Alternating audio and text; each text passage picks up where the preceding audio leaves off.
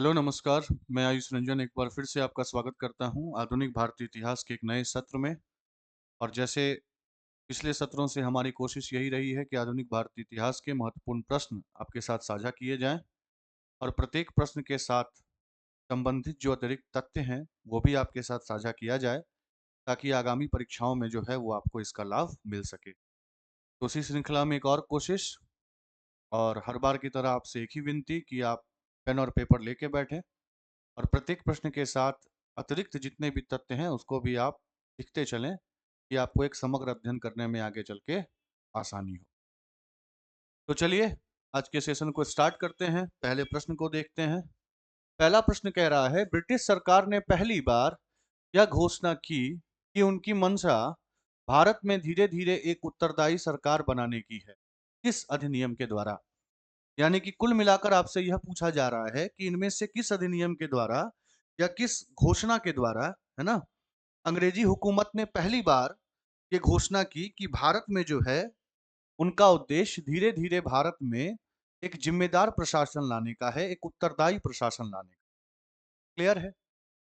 तो अगर आपको याद हो, ध्यान से समझिएगा कि 1916 में एक आंदोलन प्रारंभ होता है जिसको होम रूल लीग आंदोलन कहते हैं।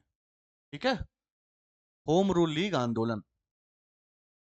और यह आंदोलन दो प्रमुख नेताओं के द्वारा शुरू किया जाता है, जिसमें एक तरफ बाल गंगाधर तिलक, है ना, बाल गंगाधर तिलक, और दूसरी तरफ एनी बेसेंट होती हैं, एनी बेसेंट।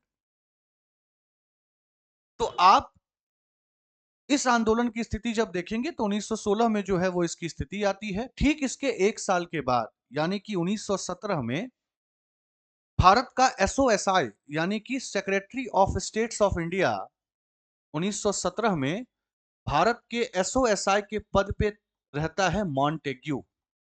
कौन रहता है? मॉन्टेग्यू।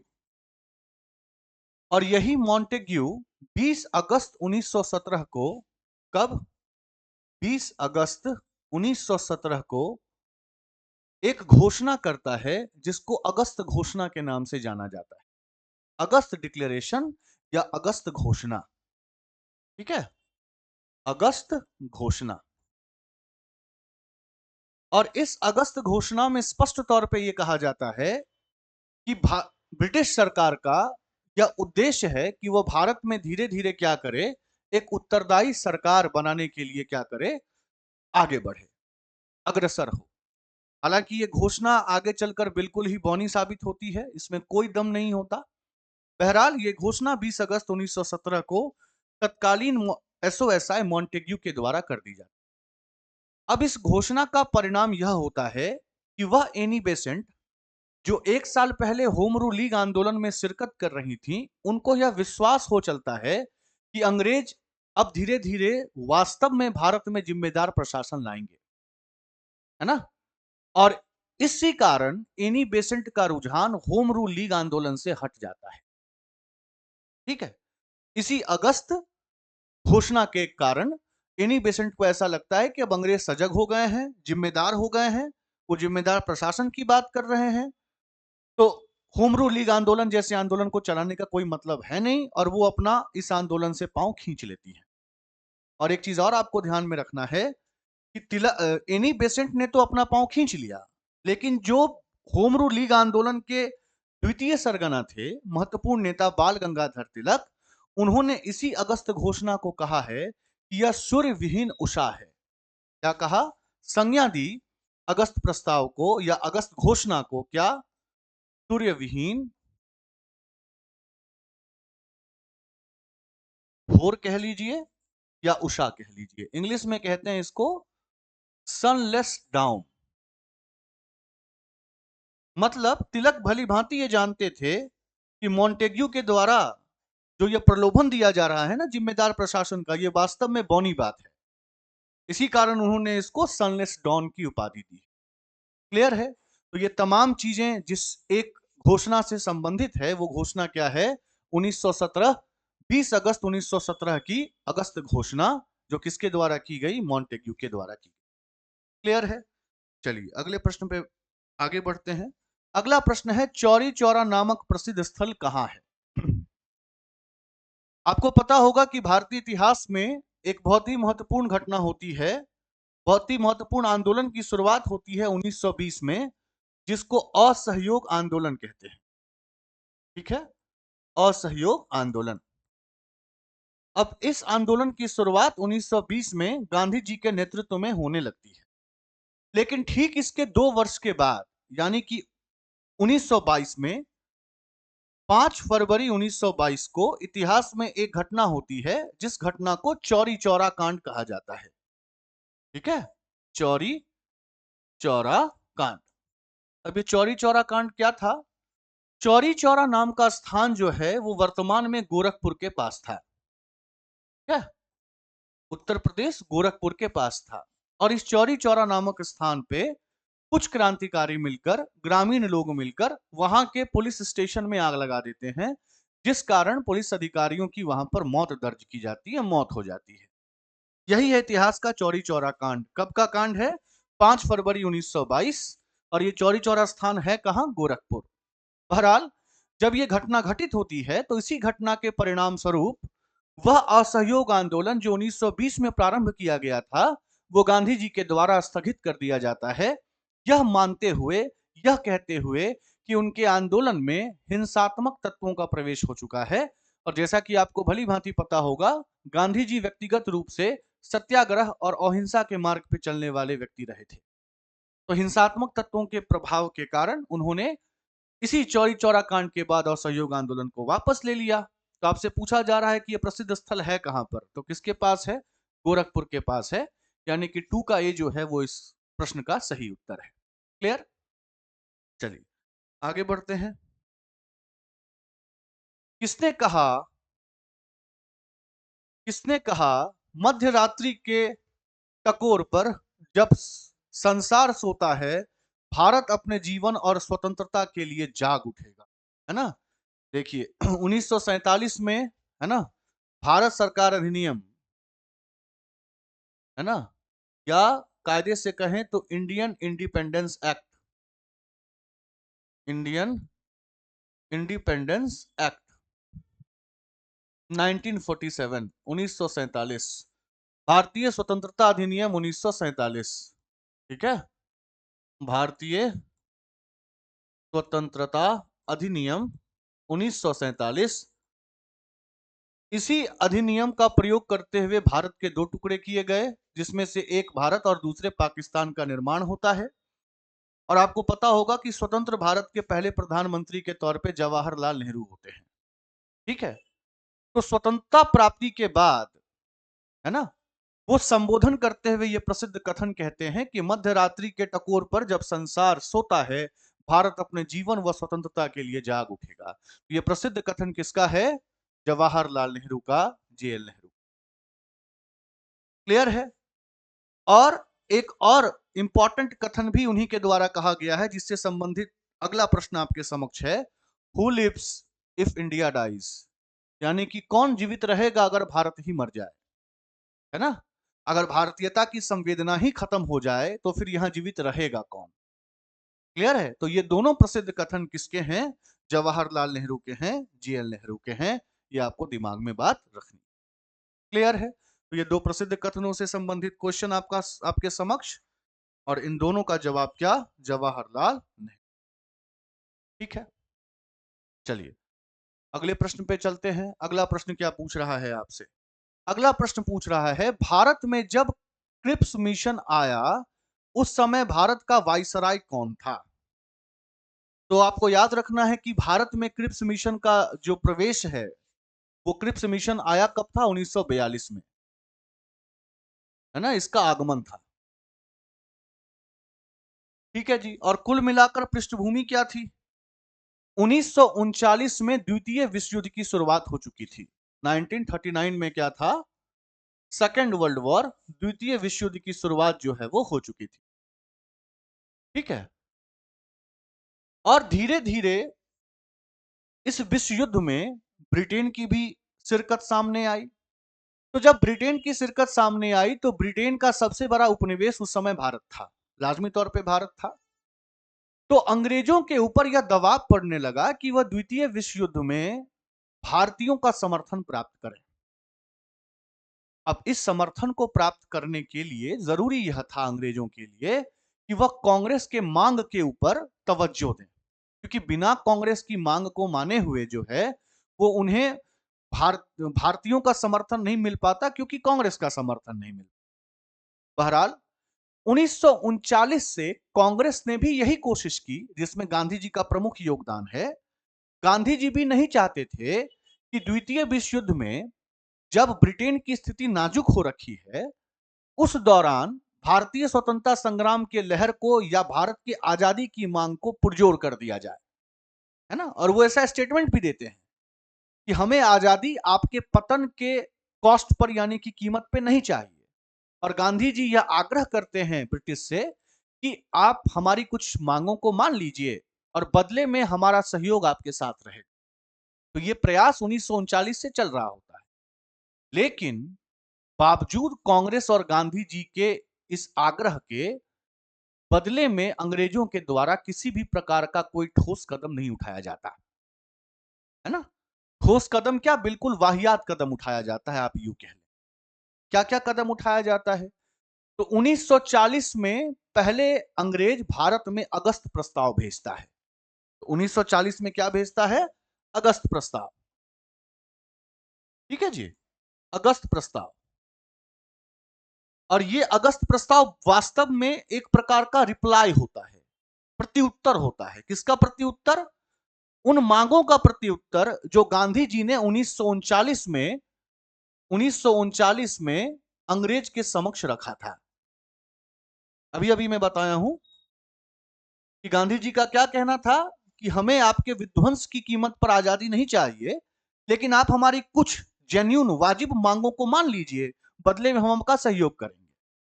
लेकिन इसके रिप्लाई में जो अंग्रेजों का प्रत्युत्तर आया अगस्त प्रस्ताव के रूप में, वो बिल्कुल ही एक तरीके से नल एंड वॉइड, यानी कि उसकी कोई मान्यता दी ही नहीं जा सकती थी। बेफजूल प्रस्ताव उन्होंने भेज दिया।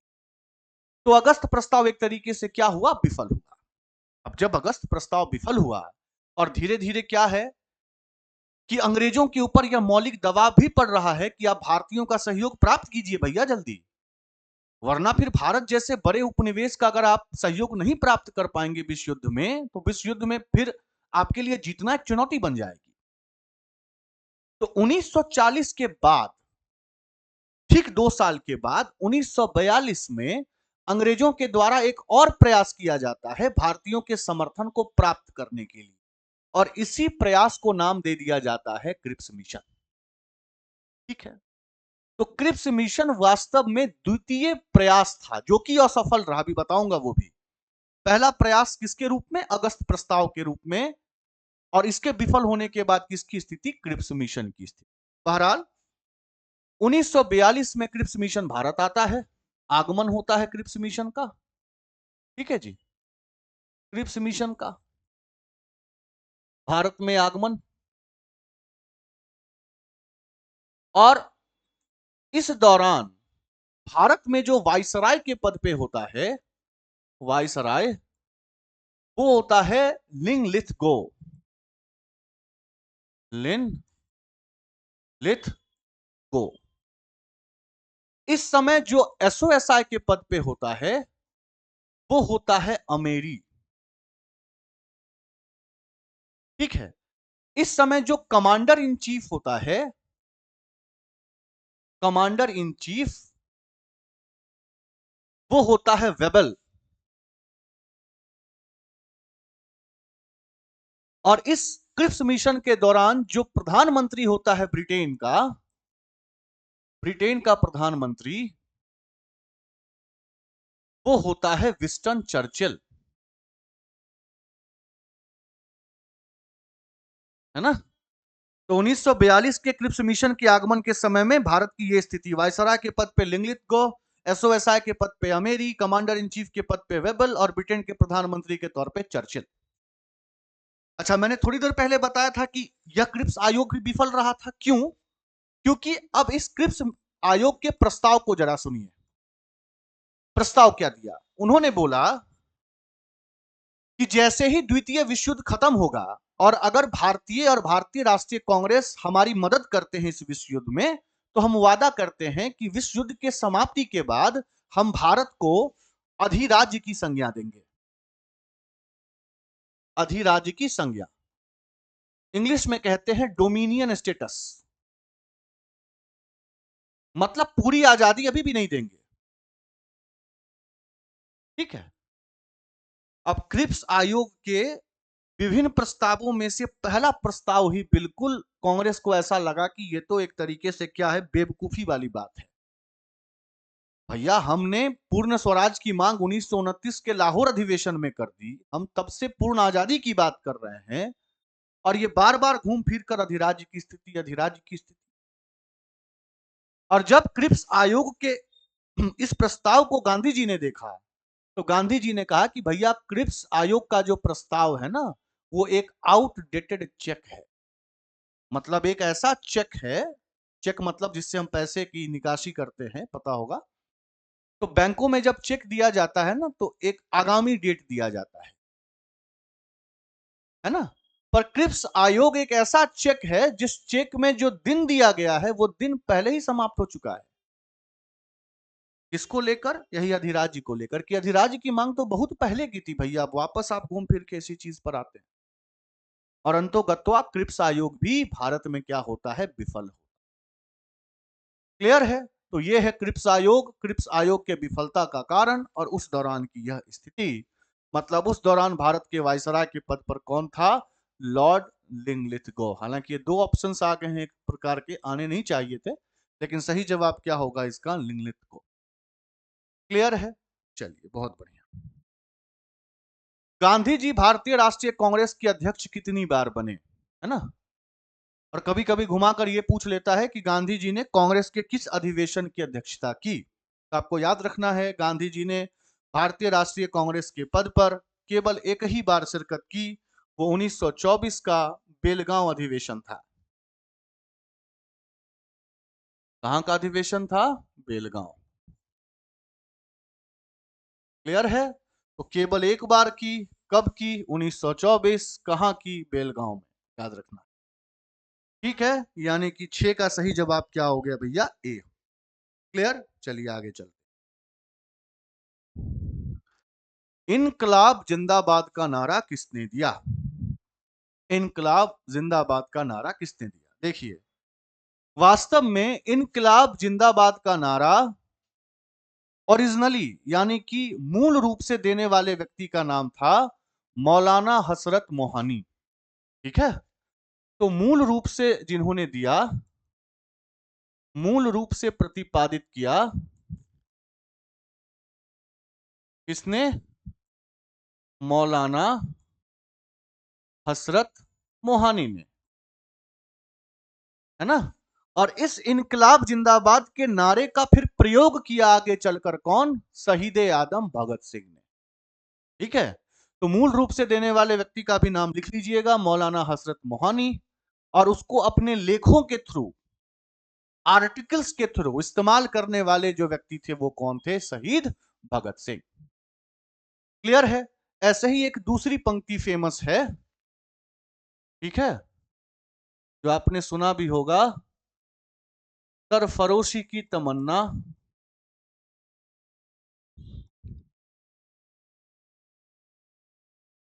अब हमारे दिल में है। मैं आगे डॉट डॉट कर रहा हूं। इस स्टेटमेंट को मूल रूप से कहा था बिस्मिल अजीमाबादी ने। इसके मूल रूप से प्रतिपादित करने वाले व्यक्ति कौन थे? बिस्मिल अजीमाबादी। बिस्मिल अजीमाबादी। लेकिन इस कथन का प्रयोग किया था फांसी के तख्ते पर राम प्रसाद बिस्मिल ने। राम प्रसाद बिस्मिल ने फांसी के दौरान यह दोहराया। ठीक है जी। ये दो प्रमुख नारा याद रखिएगा। एक तो इनकलाब जिंदाबाद, मूल रूप से मौलाना हसरत मोहानी, लेकिन इस्तेमाल करने वाले व्यक्ति अपने आर्टिकल्स के थ्रू शहीद भगत सिंह, वैसे ही सरफरोशी की तमन्ना ये मूल रचना है बिस्मिल अजीमाबादी की, जिसको फांसी के तख्ते पर इस्तेमाल किसने किया? राम प्रसाद। क्लियर है? चलिए अगले प्रश्न पे चलते हैं। अगला प्रश्न क्या है? निम्नलिखित में से कौन भारत छोड़ो आंदोलन में शामिल नहीं था? भारत छोड़ो आंदोलन, जिसको अगस्त क्रांति के नाम से भी जाना जाता है ना? अभी अभी मैंने थोड़ी देर पहले क्रिप्स मिशन आपको बताया था, 1942 में भारत आगमन और उसके प्रावधान, जिस प्रावधान के कारण क्रिप्स आयोग भारत में विफल रहा। ठीक है जी, क्रिप्स आयोग भारत में विफल रहा। अब इस विफलता के बाद कांग्रेस और गांधी जी ने यह ठाना कि अब अंग्रेज ऐसे सुधरने वाले हैं नहीं, घुमा फिरा के वो वापस से वही अधिराज्य की बात पर आ जा रहे हैं। तो अंतोगत्वा ये निर्णय लिया गया कि भारत में बड़े पैमाने पर एक आंदोलन की शुरुआत की जाएगी, जिस आंदोलन को नाम दिया गया भारत छोड़ो आंदोलन, क्विट इंडिया मूवमेंट। ठीक है, तो क्विट इंडिया मूवमेंट किसकी विफलता के कारण चालू हुआ? क्रिप्स आयोग की विफलता के कारण।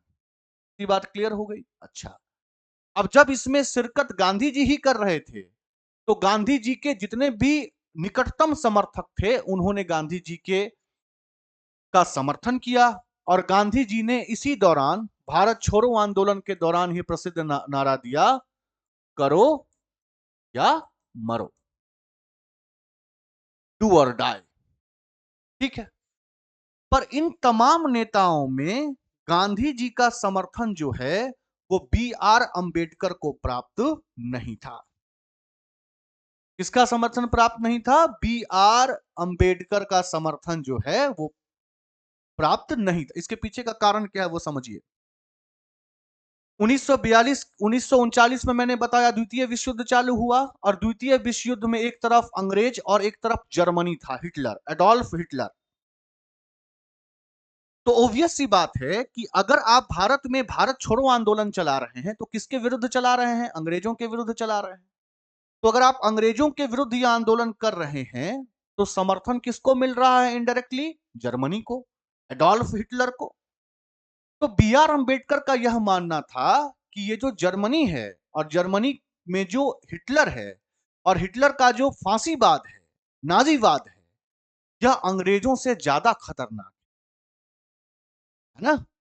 इसी कारण वह भारत छोड़ो आंदोलन का समर्थन नहीं कर रहे थे, क्योंकि समर्थन का मतलब यह था कि आप चाह रहे हैं कि भारत अंग्रेजों की गुलाम बतौर अंग्रेज के गुलामी से आजाद हो, लेकिन इस गुलामी से आजाद होने के कारण इनडायरेक्ट समर्थन किसको मिलता? जर्मनी को, जो कि बी आर अंबेडकर की नजर में और खतरनाक था भारतीय लोकतंत्र के। क्लियर है? तो बी आर अंबेडकर ने इसी कारण जो है वो इनकी समर्थन नहीं किया या भारत छोड़ो आंदोलन में शिरकत करने से बचते रहे। क्लियर है? ये पूरी स्थिति। तो कौन नहीं थे? B R Ambedkar. बाद बाकी के नेता तो उसमें शामिल थे ही। महात्मा गांधी ने ही करो या मरो का नारा दिया था। ठीक है, चलिए अगले प्रश्न पे चलते हैं। भारत की आजादी के समय कांग्रेस के अध्यक्ष थे। 15 अगस्त 1947 को भारतीय स्वतंत्रता की प्राप्ति हुई और उस दौरान आपको याद रखना है कि जो कांग्रेस के अध्यक्ष थे वो थे जेबी कृपलानी। ठीक है, और जेबी कृपलानी से संबंधित एक और फैक्ट याद रखिएगा, इनकी जो वाइफ थी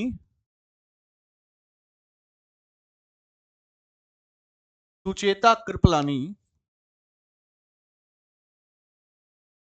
जब पहली महिला मुख्यमंत्री बनी, प्रथम महिला मुख्यमंत्री। ठीक है, सुचेता कृपलानी जो कि किसकी वाइफ थी? जेबी कृपलानी की। ये भारत की प्रथम महिला मुख्यमंत्री के तौर पर, और इन्होंने यूपी के मुख्यमंत्री के तौर पर पदभार संभाला 1963 से लेकर 67 तक। यूपी की मुख्यमंत्री 63 से लेके 67। ठीक है, चलिए, बहुत बढ़िया। भारत एवं पाकिस्तान के बीच में सीमांकन किसने किया, यानी कि जो लाइन है ना, LOC, लाइन ऑफ कंट्रोल, ठीक है, इसका डिमार्केशन किसने किया? तो इसका डिमार्केशन किया था सर सिरिल रेडक्लिफ ने। क्लियर है? और यही डिवीजन, यही सीमांकन अब तक भारत और पाकिस्तान के लिए विवाद का विषय रहा है, और रेडक्लिफ ने इसको स्वीकारा भी है कि भैया मैं विभाजन की, मैं सीमांकन के लिए प्रयास तो कर रहा हूं, मैं सीमांकन तो कर रहा हूं, लेकिन यह सीमांकन आगे चलकर भारत और पाकिस्तान के लिए, दोनों के लिए विवाद का विषय बनेगा। ये उन्हें उस समय भी मालूम था। बहरहाल इन्होंने इसका सीमांकन किया, और सीमांकन करने के बाद का ही परिणाम है कि भारत और पाकिस्तान के बीच में जो एक लाइन है, वो लाइन कौन सी लाइन कही जाती है? Red Cliff line. ठीक है, रेड क्लिफ लाइन किसके बीच में है? रेड क्लिफ रेखा किसके बीच में है? भारत व पाकिस्तान के बीच में।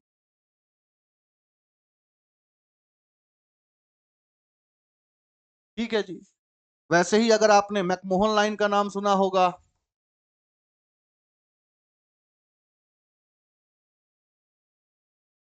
कि भारत और चीन के सीमा का निर्धारण करती है। ऐसे ही आपने डुरंड रेखा का नाम सुना होगा,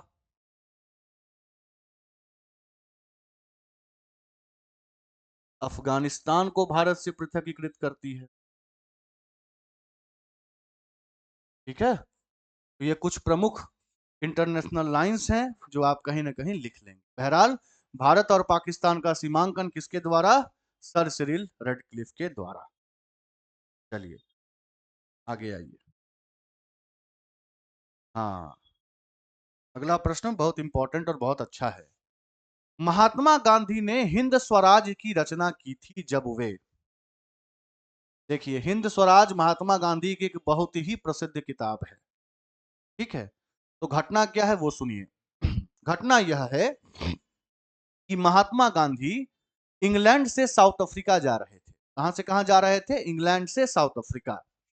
ठीक है, इंग्लैंड से दक्षिण अफ्रीका की यात्रा कर रहे थे, और इस यात्रा के दौरान, जो यात्रा लगभग 9 दिन की चली, 13 से 22 नवंबर 1909, ठीक है, 13 से 22 नवंबर 1909, टोटल कितना दिन हो गया? 9 डेज। इसी 9 दिन के यात्रा के दौरान उन्होंने एक पुस्तक लिखी, जिस पुस्तक में टोटल 275 पृष्ठ हैं। ये क्यों इंपॉर्टेंट है वो मैं आपको बता रहा हूं। और इस 275 पृष्ठ में, पन्नों में, 49 पन्ने गांधी जी ने बाईं हाथ से लिखे। ठीक है, 49 पृष्ठ जो है वो बाएं हाथ से लिखा गया है।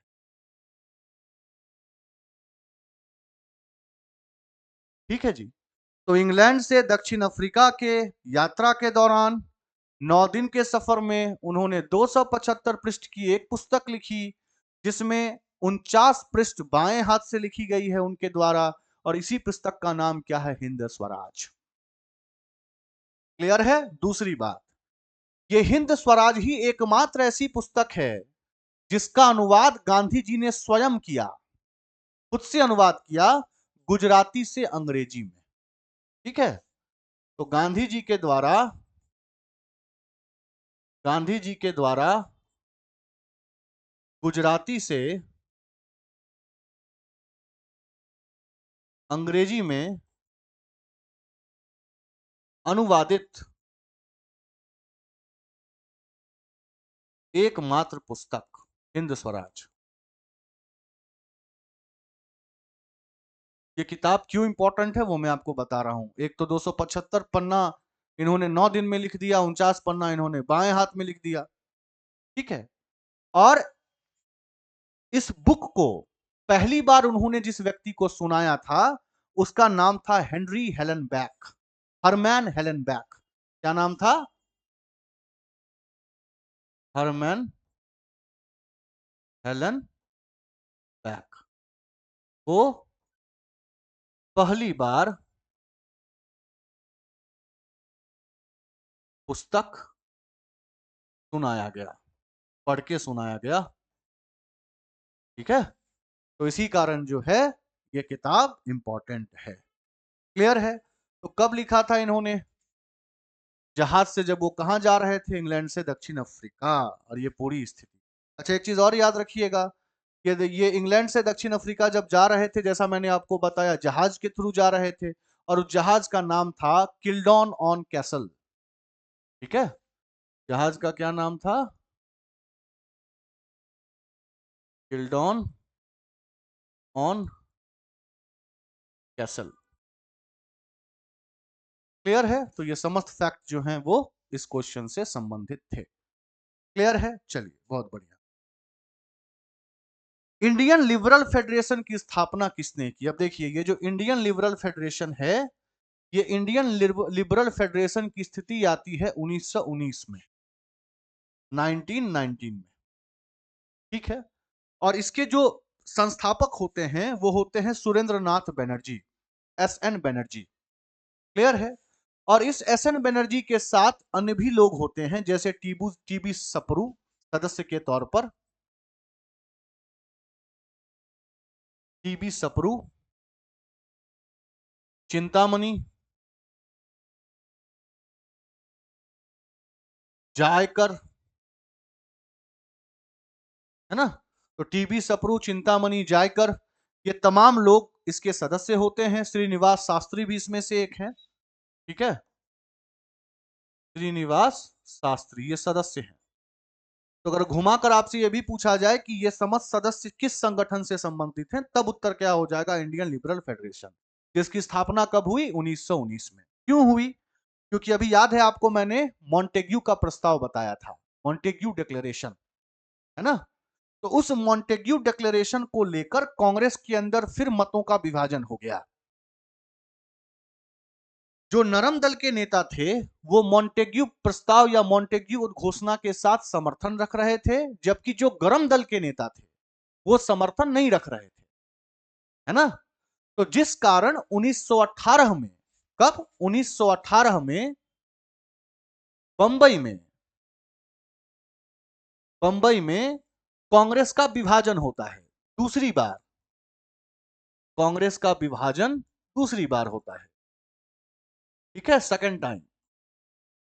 और इस विभाजन के बाद जो गरम दल के नेता थे, जिनमें यही SN बनर्जी, टीबी सप्रू, चिंतामणि जायकर, श्रीनिवास शास्त्री, ये सब मिलकर एक नरम दल का अलग से संगठन बनाते हैं, जिस संगठन को कहा जाता है इंडियन लिबरल फेडरेशन।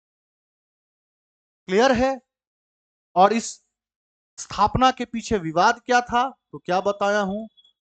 मॉन्टेग्यू का उद्घोषणा। क्लियर है? तो इंडियन लिबरल फेडरेशन की स्थापना हुई क्यों? उत्तर क्या होगा? मॉन्टेग्यू उद्घोषणा के मतभेद स्वरूप या मतभेद के परिणाम स्वरूप। क्लियर है? चलिए, अगले प्रश्न पे चलते हैं। दक्षिण अफ्रीका में महात्मा गांधी द्वारा प्रकाशित पत्रिका का नाम क्या था? देखिए, दक्षिण अफ्रीका में गांधी जी के कार्यकाल के दौरान कुछ महत्वपूर्ण तथ्य हैं, वो तथ्य मैं चाहता हूं कि आप यहां पे समझें। और एक बार अगर आप समझ जाएंगे तो आप समस्त जितने भी प्रकार के क्वेश्चन है उसको आप हल कर लेंगे। तो गांधी जी का जितना भी कार्यकाल दक्षिण अफ्रीका में रहा, उसको दो चरण में आप बांट सकते हैं। एक 1894 से लेकर 1906, जिस दौरान गांधी जी ने कुल मिलाकर वहां पर जो नस्ल भेद था, है ना, और जो भारतीय श्रमिकों के द्वारा अंग्रेजों, मतलब भारतीय श्रमिकों के ऊपर अंग्रेजों के द्वारा जो नस्ल भेद किया जा रहा था, उसके खिलाफ गांधी जी ने क्या किया? यहां पर मोर्चा खोला, याचिकाएं दायर की, पिटीशन वगैरह दिया। ठीक है, और दूसरी स्थिति इनकी 1906 में आई, जब इन्होंने आवाज उठाई किस मुद्दे को लेकर? तो उस दौरान का मुद्दा था जो रजिस्ट्रेशन सर्टिफिकेट होता है, यानी कि पंजीकरण सर्टिफिकेट होता है, प्रमाण पत्र, उसको लेकर रजिस्ट्रेशन सर्टिफिकेट।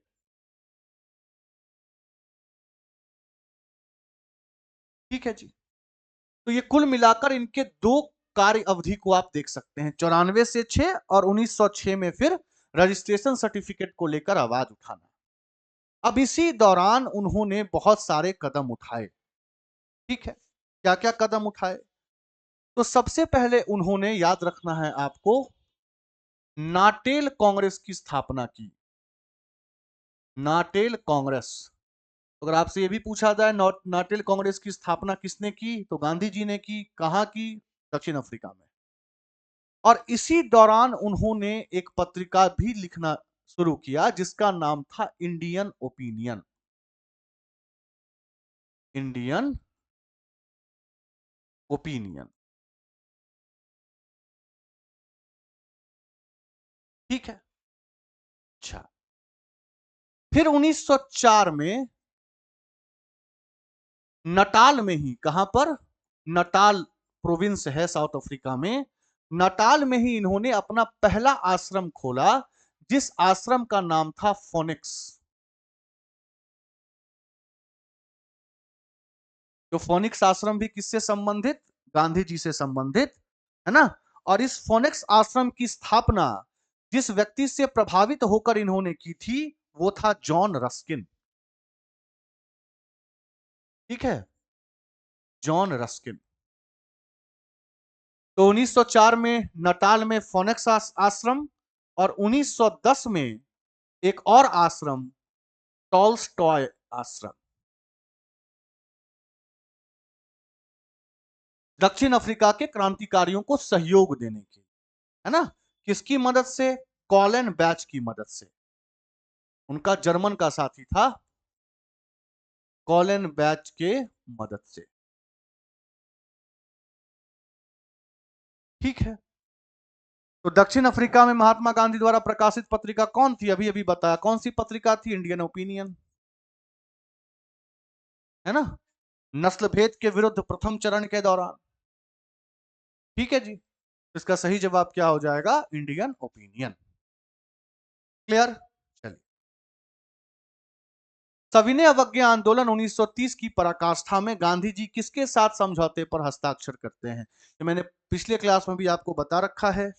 जो सविनय अवज्ञा आंदोलन है, इसका कुल मिलाकर दो चरण है, 1930 से 31।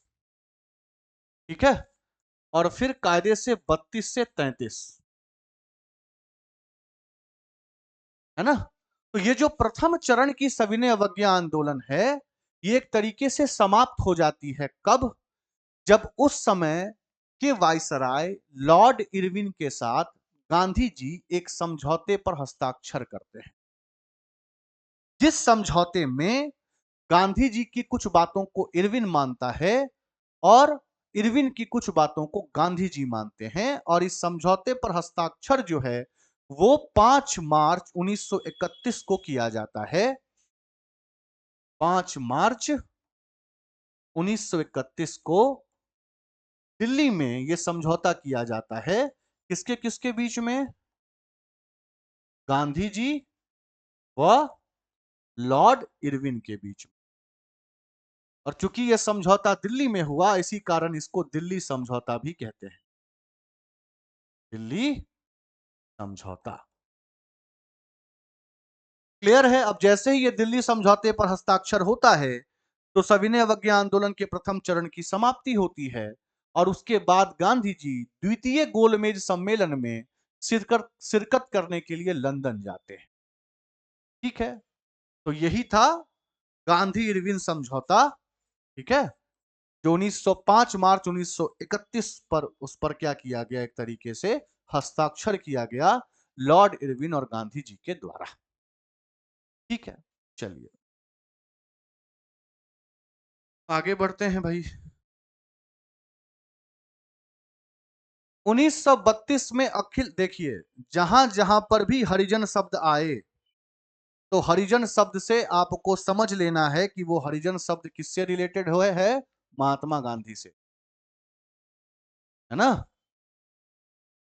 तो बी आर अंबेडकर से जब पूना समझौता हस्ताक्षर किया गया, पूना पैक्ट, तो उस पूना पैक्ट के बाद जो है, पूना समझौता के बाद गांधी जी मुख्य रूप से दलितों के उत्थान के तरफ समर्पित हो गए।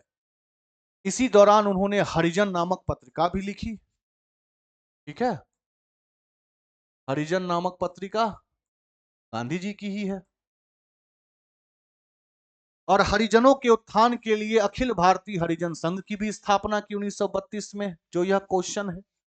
और इन्हीं के प्रयासों के मद्देनजर से 1933 में जाकर मंदिर प्रवेश दिवस भी मनाया गया, टेम्पल एंट्री डे। इंग्लिश में क्या कहते हैं? Temple entry day. मतलब हमारे हिंदू समाज में पहले इतनी मानसिकताएं गंदी थीं कि एक समुदाय को मंदिर में प्रवेश नहीं किया करने की इजाजत थी दलितों को, और उसको लेकर फिर गांधी जी का आवाज उठाना और उनको भी मंदिर में प्रवेश करने की एक तरीके से क्या दिलवाना? अधिकार दिलवाना। तो जहां पे भी हरिजन आएगा तो हरिजन के नाम से जो है वो आप दिमाग में रखेंगे कि किससे संबंधित है ये? तो महात्मा गांधी। क्लियर है? 21 अक्टूबर 1943 को स्वतंत्र भारत की आजाद हिंद सरकार की घोषणा की गई थी। ठीक है, तो देखिए जहां पर भी आजाद हिंद सरकार और आजाद हिंद फौज की बात आएगी तो सुभाष चंद्र बोस की बात आएगी ही आएगी, है ना। पुराने क्लास में भी, मैं पिछले क्लासेस में भी मैंने आपको बताया है कि 1941 में सुभाष चंद्र बोस पहले बर्लिन जाते हैं। ठीक है, और 1943 में जो है ये आजाद हिंद फौज को ज्वाइन करते हैं। ठीक है, कहां पर ज्वाइन करते हैं? तो सिंगापुर में। यहीं से चीजें क्लियर हो गई। और जब ये ज्वाइन करते हैं तो उसी के बाद ही नारा दिया जाता है कि सिंगापुर से दिल्ली चलो, है ना। और भारत में एक आजाद सरकार की घोषणा भी यहीं से की जाती है। क्लियर है? तो ये तमाम चीजें किस जगह से संबंधित हैं? सिंगापुर से संबंधित, है ना। तो इसका सही जवाब क्या होगा? सिंगापुर। क्लियर है? चलिए आगे बढ़ते हैं। भारत के स्वतंत्रता संग्राम के संदर्भ में निम्नलिखित घटनाओं पर विचार कीजिए, है ना। और करने के बाद जो है इन घटनाओं का सही अनुक्रम क्या होता है उसमें सजाइए। पहली घटना क्या है? मेरठ षड्यंत्र। देखिए ध्यान से सुनिएगा, मेरठ षड्यंत्र। कुल मिलाकर ये मेरठ षड्यंत्र है क्या? तो भारत में जब साम्यवादी विचारधाराओं का जोर पकड़ा, है ना, जिसके प्रमुख व्यक्ति एम एन रॉय थे, एस ए डांगे थे, तो भारत में साम्यवादी विचारधारा को कुचलना अंग्रेजों के लिए बहुत बड़ी चुनौती हो गई थी, है ना। क्योंकि साम्यवादी विचारधारा अपने आप में किसी भी प्रकार के पूंजीवादी विचारधारा का खंडन करता है। और पूंजीवाद मतलब क्या? पूंजीवाद मतलब कैपिटलिस्ट, यानी कि अंग्रेज। तो अंग्रेजों ने 1929 से ही इन साम्यवादी नेताओं के ऊपर अंकुश लगाने के लिए अलग अलग कदम उठाने चालू कर दिए। ठीक है, और इस संदर्भ में उन्होंने अलग अलग एक्ट्स भी निकाले, जैसे पब्लिक सेफ्टी बिल। ठीक है, ये समस्त चीजें किसको रोकने के लिए है? तो दिमाग में रखना है, साम्यवादी नेताओं पर अंकुश लगाने हेतु। अंकुश लगाने हेतु। ठीक है, तो 1929 से यह प्रयास चल रहा था, जिसके अंतर्गत बहुत सारे अधिनियम निकाले गए, जैसे कि public safety bill, trade dispute bill, है ना। ये जो ट्रेड डिस्प्यूट बिल था, इसके तहत अंग्रेजों ने हड़ताल, यानी कि जो मजदूरों के द्वारा हड़ताल की जाती है, ट्रेड यूनियन के द्वारा जो हड़ताल की जाती थी, उस पर अंकुश लगाने का प्रयास किया। क्योंकि याद रखिएगा, साम्यवादी विचारधारा जहां पर भी आएगी वहां पर मजदूर वर्ग की बात की जाएगी, और मजदूर वर्ग की बात जैसे होगी तो स्ट्राइक्स की बात होगी, हड़तालों की बात होगी, कामकाज ठप होने की बात होगी। है ना। तो बहरहाल अंग्रेजों के द्वारा यह कोशिश की जा रही थी। इसी वर्ष यानी कि 1929 में अंग्रेजों ने गिने चुने साम्यवादी नेताओं के ऊपर, गिने चुने क्या, 31 साम्यवादी नेताओं को पकड़ा। कब पकड़ा? 20 मार्च 1929 को। 20 मार्च 1929 को भारत के प्रमुख साम्यवादी नेता जो है वो पकड़े गए, जिसमें पीसी जोशी, एसए डांगे, है ना, PC Joshi, S A Dange, Muzaffar Ahmad,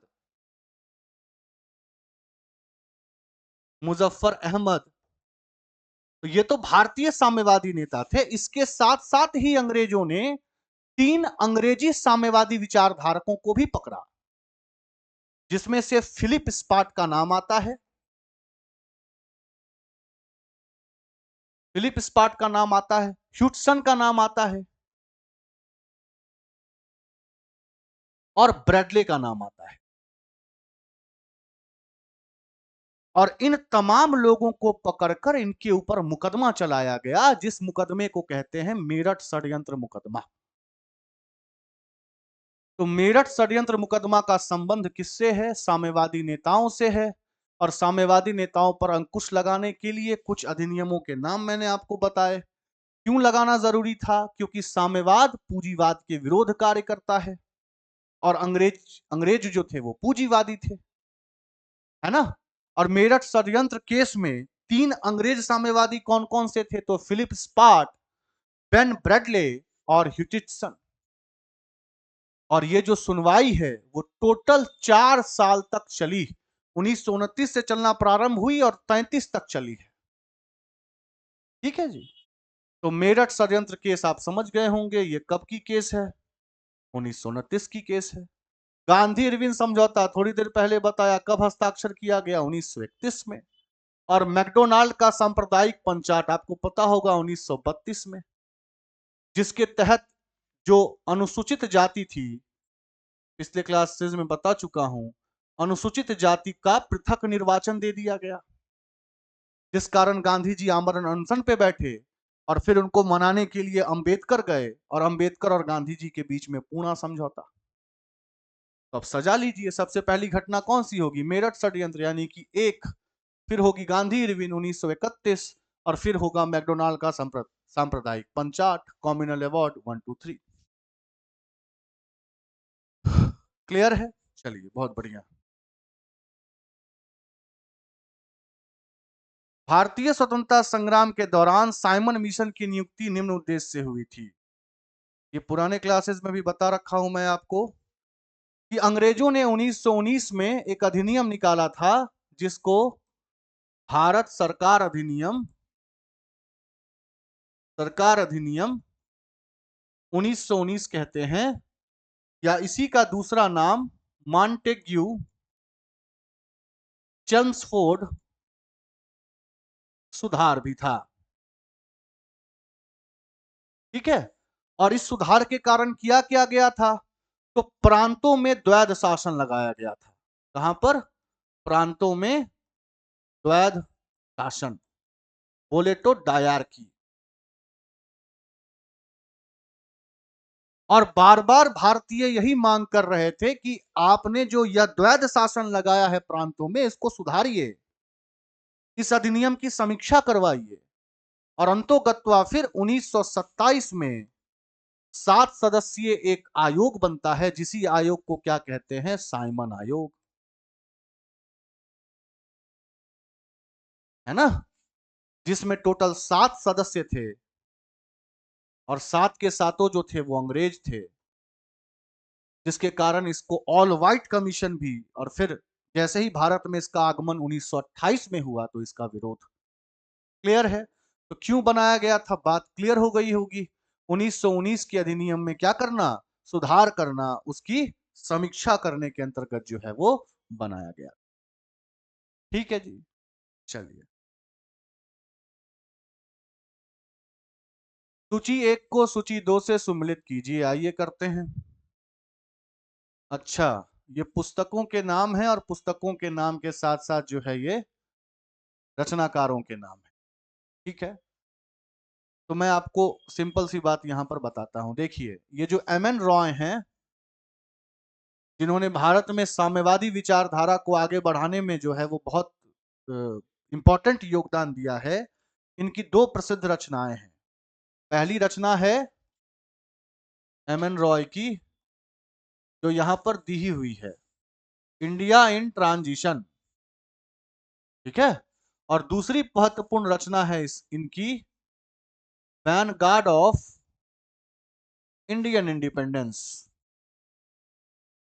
Vanguard of Indian independence, ये पुस्तक भी किनकी है? एम एन रॉय की है। और ये पुस्तक कहां से प्रकाशित हुई थी? बर्लिन से। क्लियर है? चलिए, अब आइए एनी बेसेंट पर। एनी बेसेंट के बारे में बहुत बार बात हुई है ना? पहली महिला कांग्रेसी अध्यक्ष। ठीक है, इनके साथ ही इन्होंने अलग अलग तरीके से, अलग अलग पुस्तकों से भारतीय लोगों को जागृत करने का काम किया। जैसे इनकी एक पुस्तक है जिसका नाम यहाँ पे दिया हुआ है, वेकअप इंडिया। तो एनी बेसेंट के पुस्तकों में क्या क्या हो गया जी? Wake up India. दूसरी पुस्तक है कॉमनवील, है ना, न्यू इंडिया। ये तमाम रचनाएं किनकी हैं? एनी बेसेंट की रचना है। क्लियर है? चलिए, तो इस प्रकार से जो है वो आप इसको सही स्लो में सम्मिलित कर सकते हैं। तो India in transition, M N Roy, यानी कि बी का होना चाहिए टू। बी का टू दो जगहों पर है। ठीक है, सी का होना चाहिए क्या? सी में क्या था अपना? Wake up India. तो एनी बेसेंट, एनी बेसेंट का सी का थ्री, ये भी दोनों जगहों पर है। ठीक है, द इंडियन स्ट्रगल, इसके रचनाकार कौन हो गए? सुभाष चंद्र बोस, यानी कि ए का फोर हो गया। ठीक है जी। और ट्रांसफर, ये किनकी रचना है? तो ये है वीपी मेनन की। ठीक है, यानी कि ए का फोर, बी का वन, बी का टू, सी का थ्री और डी का वन। क्लियर है? चलिए, भारत छोड़ो आंदोलन के समय में इंग्लैंड का प्रधानमंत्री कौन था? याद कीजिए, थोड़ी देर पहले मैंने क्रिप्स आयोग आपको बताया था 1942 का। और 1942 में क्रिप्स आयोग के विफलता के कारण ही क्या शुरू किया जाना? क्विट इंडिया मूवमेंट, भारत छोड़ो आंदोलन, है ना? किसके विफलता के कारण? तो क्रिप्स आयोग के विफलता के कारण। तो इस दौरान कौन था वाइसराय? कौन था ब्रिटिश पीएम? तो पीएम बता चुका हूं कौन था, चर्चिल था। ठीक है, एसओएसआई कौन था 42 के टाइम में? अमेरी था, है ना? और वाइसराय लिंगलिथगो के स्थिति में। तो भारत छोड़ो आंदोलन के समय में इंग्लैंड का प्रधानमंत्री कौन था? जवाब क्या होगा? चर्चिल। ठीक है जी। तो अगर आपने ध्यान से क्लास सुनी होगी तो कोई दिक्कत जो है वो आपको यहाँ पर नहीं होगी।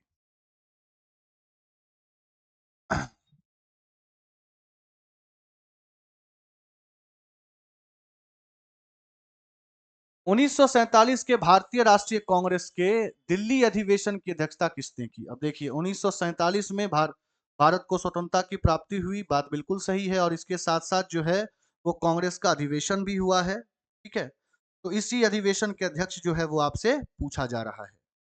क्लियर है? ठीक है, तो 1947 में जो कांग्रेस की दिल्ली की अधिवेशन थी, इसके अध्यक्ष कौन थे? भारत के पहले राष्ट्राध्यक्ष राजेंद्र प्रसाद। क्लियर है? चलिए, भारतीय राष्ट्रीय कांग्रेस का 1938 का अधिवेशन, ये बहुत ही इंपॉर्टेंट अधिवेशन है जी। 1938 का अधिवेशन आपको याद रखना है। भारतीय राष्ट्रीय कांग्रेस का 1938 का अधिवेशन हरिपुरा में हुआ। और इतना ही नहीं, इस अधिवेशन के अध्यक्ष का भी नाम याद रखिएगा, सुभाष चंद्र बोस, है ना? और इसी अधिवेशन के दौरान एक एक आयोग की या एक ऑर्गेनाइजेशन की स्थापना हुई, जिसको कहते हैं नेशनल प्लानिंग कमिटी।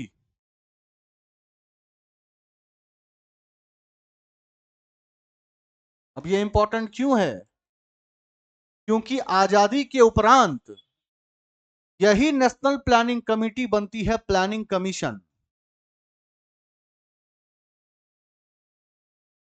योजना आयोग।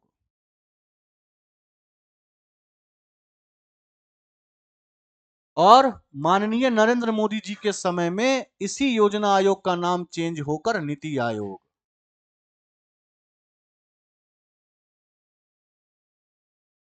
नीति बोले तो national institute for transforming India.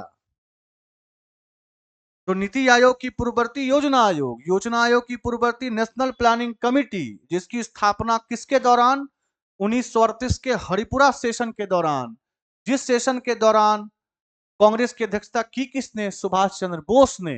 और इस नेशनल प्लानिंग कमेटी के अध्यक्ष कौन थे, इसके अध्यक्ष चुने गए पहले जवाहरलाल नेहरू। ठीक है, तो सेशन की अध्यक्षता की, सत्र की अध्यक्षता की सुभाष चंद्र बोस ने, और इस दौरान स्थापित जो नेशनल प्लानिंग कमेटी थी उसकी अध्यक्षता की किसने, जवाहरलाल नेहरू। क्लियर है? चलिए, बहुत बढ़िया, आगे बढ़ते हैं। 1927 की बटलर कमेटी का उद्देश्य क्या था? देखिए,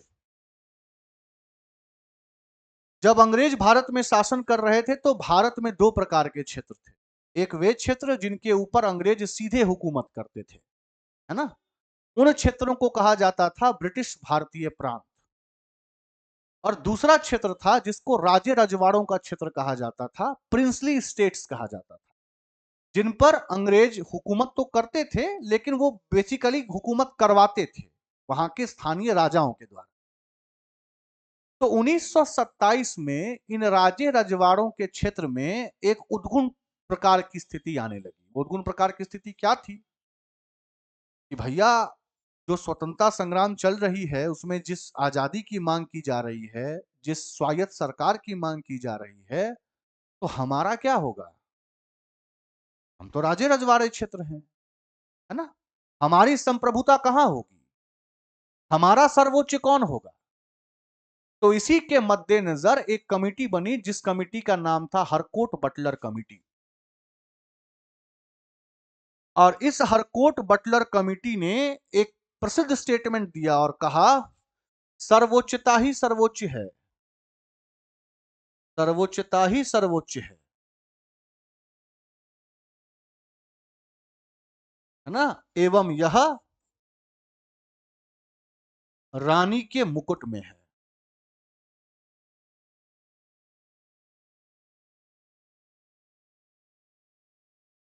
इंग्लिश में कहते हैं paramountcy is paramount and it lies within the crown of the queen. मतलब आप जिस संप्रभुता की बात करते हैं, तो पहले भी आपका संप्रभुत्व रानी में ही निहित था, अभी भी संप्रभुत्व आपका रानी में ही निहित रहे। ठीक है जी, तो यही है हरकोट बटलर आयोग की रिपोर्ट, जो किससे संबंधित थी, तो भारतीय सरकार व देशी राज्यों के बीच संबंधों से। क्लियर है? चलिए, अगला क्वेश्चन है, भारत छोड़ो आंदोलन का नेतृत्व किसने किया था? बहुत इंटरेस्टिंग और ट्विस्टिंग क्वेश्चन है। भारत छोड़ो आंदोलन की शुरुआत जब 1942 में हुई और गांधी जी ने अगस्त प्रस्ताव के तहत बंबई में जब कांग्रेस का सत्र हुआ और वहां पर उन्होंने करो या मरो का आह्वान किया, वहीं के भाषण में उन्होंने एक बात स्पष्ट कह दी थी।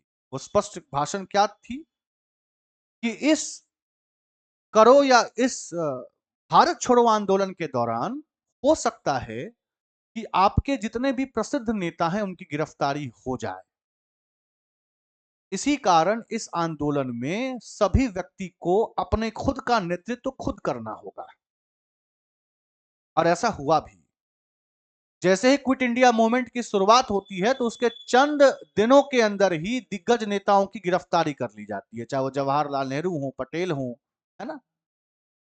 बावजूद इसके ये आंदोलन अपनी पराकाष्ठा को छूता है। क्यों? क्योंकि इस आंदोलन के दौरान व्यक्ति खुद का नेतृत्व खुद कर रहा था।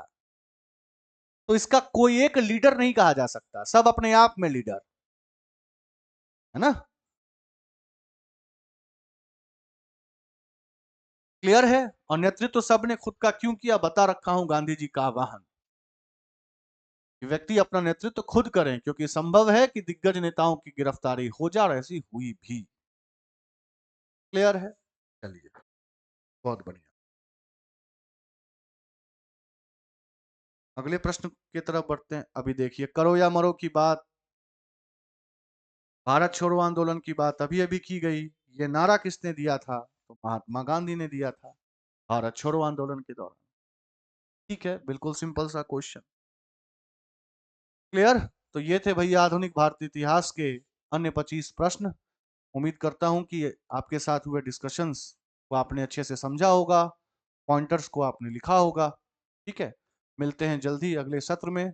तब तक पढ़ते रहिए, अपना ख्याल रखिए। बहुत बहुत धन्यवाद।